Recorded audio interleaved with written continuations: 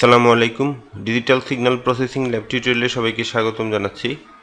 এই ভিডিওতে আমি এক্সপেরিমেন্ট 5B নিয়ে আলোচনা করব, correlation of discrete time sequences.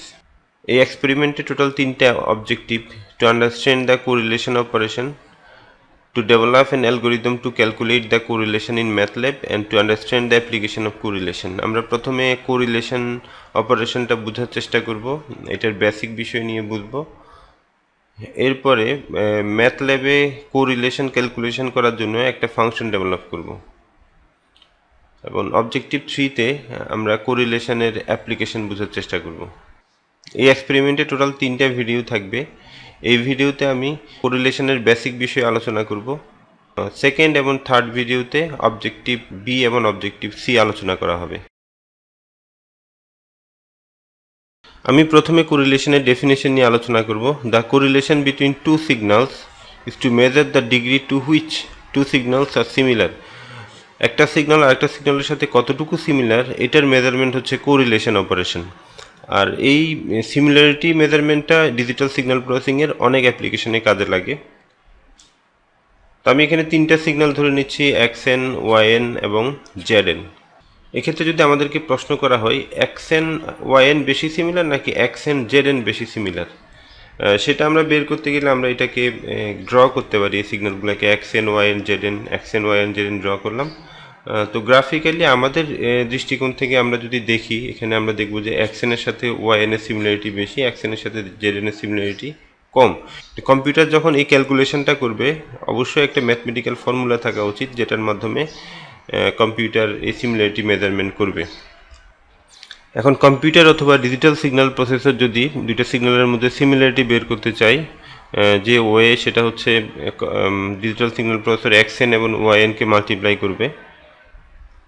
তো এক্সএন আর ওয়াইএনকে যদি মাল্টিপ্লাই করা হয়, এই যে 0 × 0 0, 2 × 2 4, 3 × 1 3, এভাবে প্রত্যেকটা স্যাম্পল পজিশন অনুযায়ী ভ্যালুগুলোকে মাল্টিপ্লাই করবে। মাল্টিপ্লাই করার পরে এখানে যে ভ্যালুগুলো পাওয়া গেল সেগুলোর সামেশন নিবে। তো এখানে ভ্যালুগুলো সবগুলো যোগ করলে সেটা হবে 22। একইভাবে এক্সএন এবং জেডএনকে মাল্টিপ্লাই করবে। মাল্টিপ্লাই করলে 0 × 0, 2 × 1 2, 1 × 2 2, 2 × 3 6, এভাবে সবগুলা মাল্টিপ্লাই করবে। মাল্টিপ্লাই করে এই প্রোডাক্ট টার্মগুলোকে সামেশন করবে। সামেশন করলে সেটা পাওয়া যাচ্ছে 0। তো এই যে সামেশন অফ এক্সএন ওয়াইএন, এটাই হচ্ছে দুইটা কতটুকু সিমিলার সেটা মেজারমেন্ট। তো এখানে আমরা পাচ্ছি এটা 22 আর এটা হচ্ছে 0। তো দুইটা মেজারমেন্টে এটা বড়, তার মানে আমরা বুঝতে পারি এক্সএনের সাথে ওয়াইএনটা বেশি সিমিলার, অর্থাৎ ডিজিটাল সিগন্যাল প্রসেসর তখন বুঝে নিবে যে এক্সএন ওয়াইএন বেশি সিমিলার, এক্সএন জেডএন কম সিমিলার। তো এটাই হচ্ছে কোরিলেশনের মেইন ফর্মুলা। এক্সএন আর ওয়াইএনকে মাল্টিপ্লাই করে সেই প্রোডাক্ট টার্মগুলোকে সামেশন করা হবে। এখানেও একই কাজ করা হচ্ছে, যে এক্সএন আর ওয়াইএনকে মাল্টিপ্লাই করা হচ্ছে আর সেটাকে সামেশন করা হচ্ছে। তবে এখানে আবার আরেকটা প্যারামিটার আছে, এখানে এল একটা প্যারামিটার আছে, যেটা হচ্ছে আসলে ওয়াইএনকে শিফট করা হচ্ছে এটা দিয়ে, এটা টাইম অ্যাডভান্স করা হচ্ছে অথবা টাইম ডিলে করা হচ্ছে। এল এর ভ্যালু যদি এখানে পজিটিভ হয় তখন আমরা বলবো টাইম ডিলে করা হচ্ছে, এল এর ভ্যালু যদি নেগেটিভ হয় তাহলে আমরা বলবো যে টাইম অ্যাডভান্স করা হচ্ছে। অর্থাৎ এখানে মেজারমেন্টটা এক্সএন ওয়াইএন শুধু সেটা করা হচ্ছে না, এক্সএন এন্ড ওয়াইএন এটা হচ্ছে বর্তমান স্যাম্পল পজিশনে তাদের মধ্যে সিমিলারিটি কতটুকু, ওই মেজারমেন্টটা। কিন্তু ওয়াইএনকে যদি আমরা টাইম শিফট করি অর্থাৎ অ্যাডভান্স করি অথবা ডিলে করি, তখন এক্সএনের সাথে কতটুকু সিমিলার সেটাও মেজার করার প্রয়োজন। কারণ ওয়াইএনকে হয়তো টাইম অ্যাডভান্স করলে এক্সএনের সাথে সিমিলারিটি পাওয়া যেতে পারে, এই জন্য ওয়াইএনকে বিভিন্ন টাইম পজিশনে শিফট করে এক্সএনের সাথে সিমিলারিটি বের করা হয়। যেমন আর এক্স ওয়াই, এখানে যদি আমি 2 বলি তখন এটা হবে এক্সএন ওয়াই n - 2, এই যে এল এর ভ্যালু যেহেতু 2, ওয়াই n - 2, তখন আমরা বলতে পারবো এক্সএন এর সাথে ওয়াই n - 2 কতটুকু সিমিলার। অর্থাৎ ওয়াইএন কে যদি আমরা 2 স্যাম্পল পজিশন ডিলে করি তখন এক্সএন এর সাথে ওয়াইএন কতটুকু সিমিলার সেটা বের হচ্ছে। এখন আমরা একটা এক্সাম্পল করে দেখব। এখানে এক্সএন এবং ওয়াইএন দুইটা ডিসক্রিট টাইম সিগন্যাল দেওয়া আছে। এই দুইটা ডিসক্রিট টাইম সিগন্যালের মধ্যে সিমিলারিটি কতটুকু সেটা কোরিলেশন ইকুয়েশনের মাধ্যমে আমরা বের করব। আমি প্রথমে এই দুইটা সিগন্যালকে এখানে প্লট করেছি। প্রথম এক্সএন সিগন্যালের 0 স্যাম্পল পজিশনের ভ্যালু হচ্ছে 4, 0 স্যাম্পল পজিশনের ভ্যালু হচ্ছে 4, অন্য স্যাম্পল পজিশনের ভ্যালুগুলো এখানে বসানো হয়েছে। ওয়াইএন সিগন্যালের জন্য 0 পজিশনের ভ্যালু হচ্ছে 6, আর অন্য স্যাম্পল পজিশনের ভ্যালুগুলো এখানে বসানো আছে। শুরুতে আমরা আর এক্স ওয়াই 0 বের করব। দুইটা স্যাম্পল এখন যে অবস্থানে আছে, অর্থাৎ এদেরকে শিফট না করে যে অবস্থায় আছে সেই অবস্থায় আমরা একটা সিমিলারিটি বের করব, সেটাই হচ্ছে আর এক্স ওয়াই 0। তো ওই ক্ষেত্রে যেহেতু এল এর ভ্যালু 0, এক্সএন অ্যান্ড ওয়াইএন এই দুটাকে মাল্টিপ্লাই করতে হবে, মাল্টিপ্লাই করে তারপরে সামেশন করতে হবে। এখানে আমরা দেখতে পাচ্ছি -3 পজিশনে ওয়াইএন এর ভ্যালু আছে কিন্তু এক্সএন এর কোনো ভ্যালু নাই, তাহলে মাল্টিপ্লাই করলে 0 হবে। -2 পজিশনে ওয়াইএন এর ভ্যালু আছে, এক্সএন এর ভ্যালু নাই, মাল্টিপ্লাই করলে 0 হবে।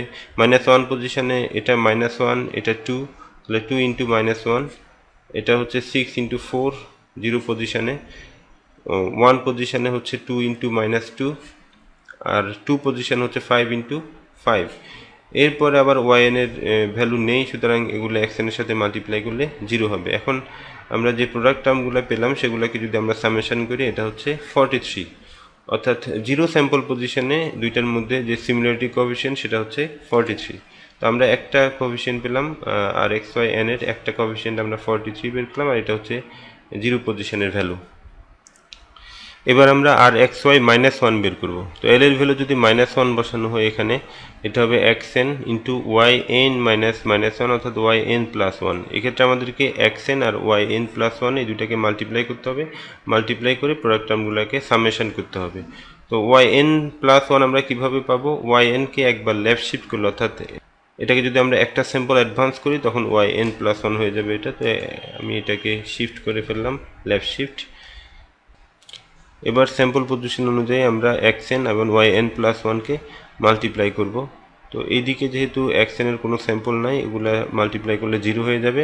-1 পজিশন হবে 6 ইন্টু 2, 0 পজিশনে 2 ইন্টু 4, এবং 1 পজিশনে হচ্ছে 5 ইন্টু -2।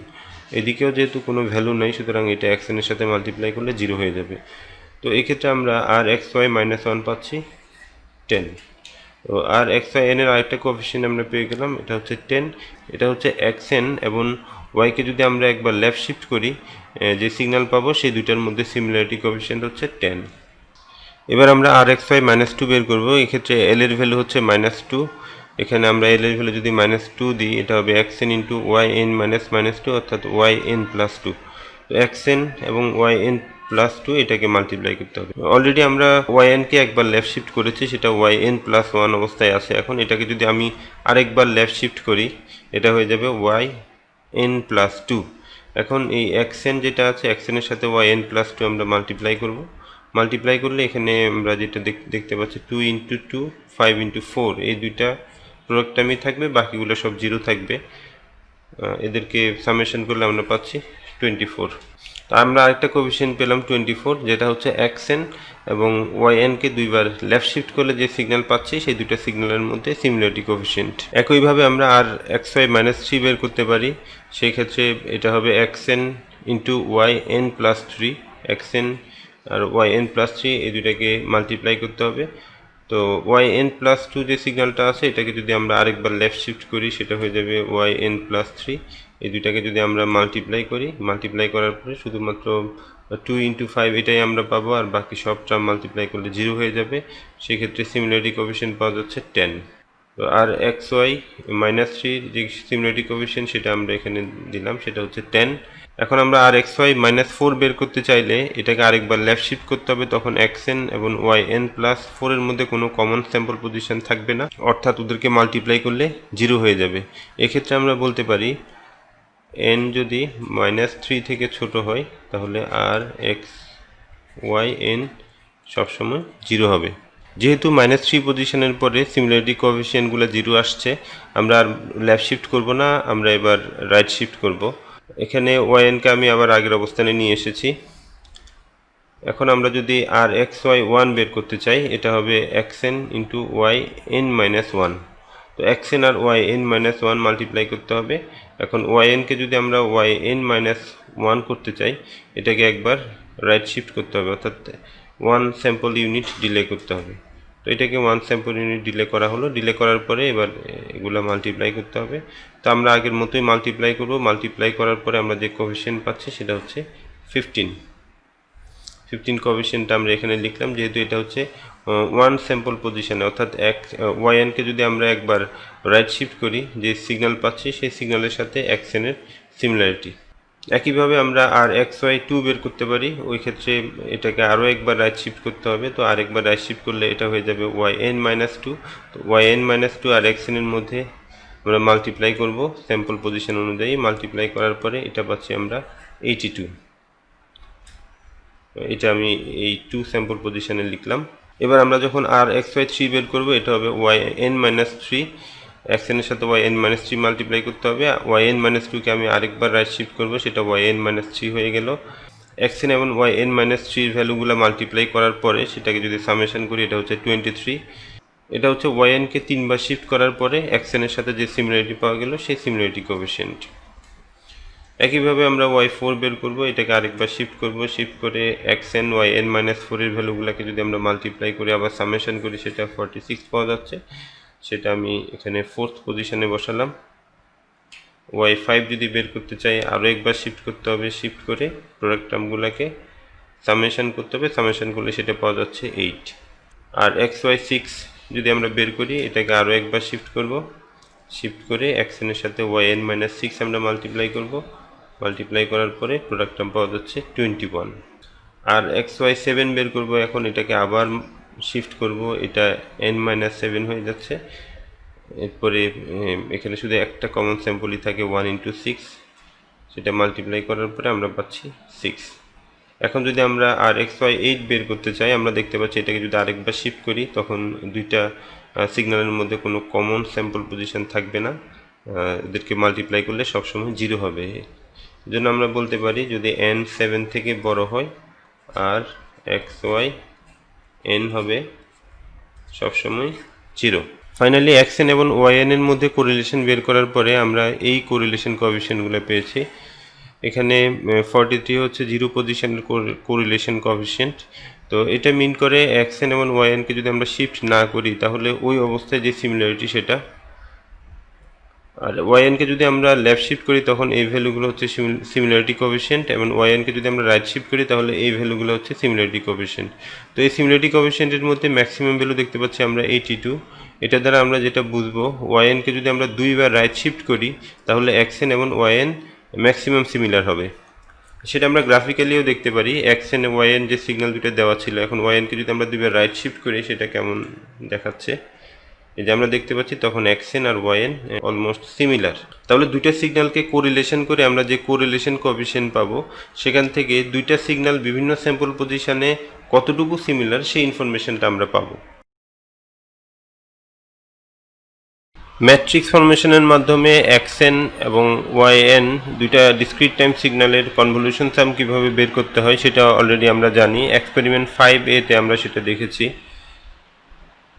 এখন একই পদ্ধতি ব্যবহার করে আমরা চাইলে xn এবং yn এর কোরিলেশন কোএফিসিয়েন্ট বের করতে পারি। তো সেটা বের করার আগে কনভলিউশন এবং কোরিলেশনের মধ্যে পার্থক্য কি আমরা সেটা বুঝতে হবে। কনভলিউশন করার সময় দুইটা সিগন্যাল xn এবং yn এর যে কোনো একটাকে আমরা ফোল্ড করেছি, ফোল্ড করে সেটাকে শিফট করেছি, xn এর সাথে মাল্টিপ্লাই করেছি, মাল্টিপ্লাই করে আবার প্রোডাক্ট টার্মগুলোকে সামেশন করেছি। এভাবে কোনো একটা পয়েন্টের কনভলিউশন সামের ভ্যালু আমরা বের করেছি।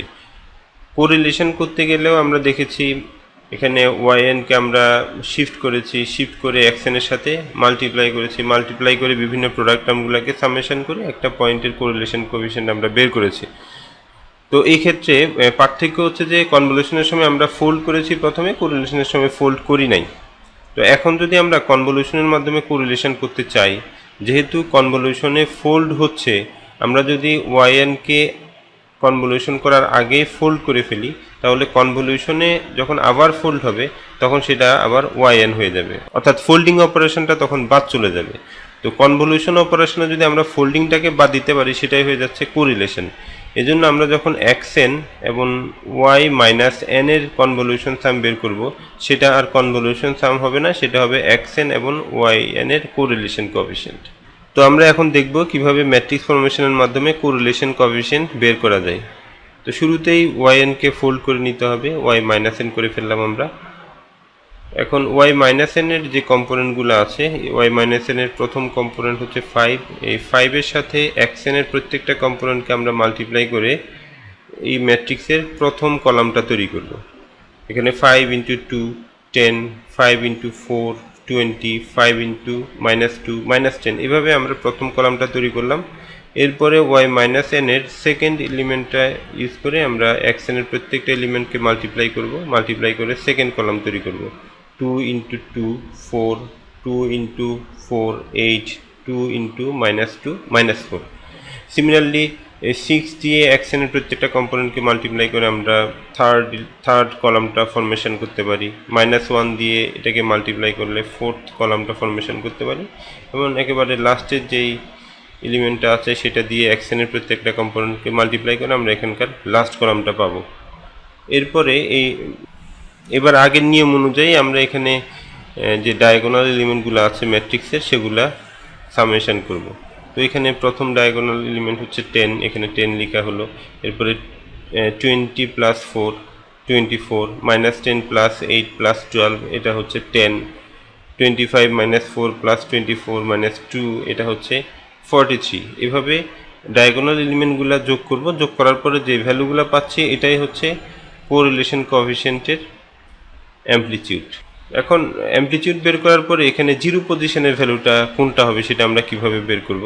তো সেটা বের করতে গেলে আমরা এই মেথডটা ইউজ করতে পারি। এখানে xn এর 4 হচ্ছে xn এর জিরো পজিশনের ভ্যালু, এই যে 4 হচ্ছে জিরো পজিশনের ভ্যালু, আর এখানে 6 হচ্ছে জিরো পজিশনের ভ্যালু 6। এই দুইটার কমন যে সেলটা আছে সেই সেলটা যে ডায়াগোনাল এলিমেন্টের অংশ ওইটাই হবে জিরো পজিশনের ভ্যালু। তো এখানে এই ডায়াগোনাল এলিমেন্টের প্রত্যেকটা এলিমেন্ট যোগ করে আমরা যেটা পেয়েছিলাম সেটা হচ্ছে 43। তাহলে 43 হচ্ছে আমাদের জিরো পজিশনের কোরিলেশন কোএফিসিয়েন্ট। তো এই মেথডে আমরা যে কোনো দুইটা ডিসক্রিট টাইম সিগন্যালের কোরিলেশন কোএফিসিয়েন্ট খুব সহজেই বের করতে পারি। পরবর্তী ভিডিওতে আমি এই মেথড ব্যবহার করে একটা অ্যালগোরিদম তৈরি করব, যেটার মাধ্যমে আমরা ম্যাথল্যাবে কোরিলেশন কোএফিসিয়েন্ট বের করার একটা ফাংশন ডেভেলপ করব।